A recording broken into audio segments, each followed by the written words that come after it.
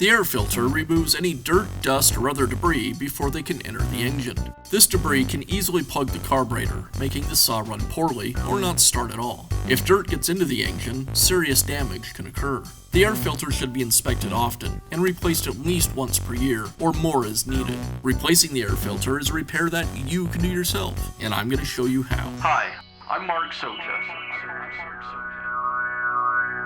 Do-it-yourself repairs like these are easier than you might think.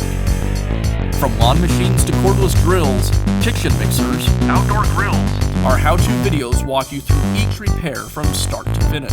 So doing it yourself means never having to do it alone. Let's get started. I'll begin by removing the pre-filter cover from the saw.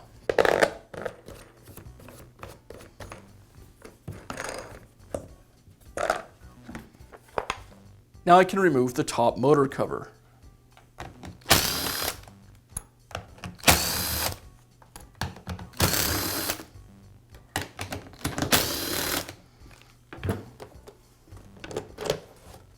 Now I have access to the air filter, and I can go ahead and remove it.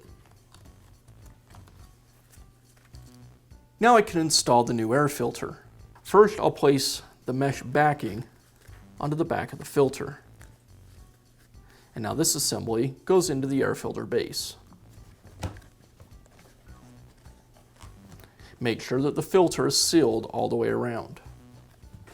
Now reinstall the motor cover by sliding it into place and securing it with the screws.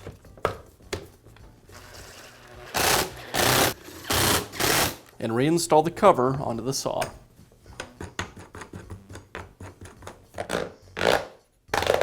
And that's how easy it is to install a new air filter in your cutoff saw. Be sure to check back often for new videos and expert advice. If you found this video helpful, give us a thumbs up And leave a comment.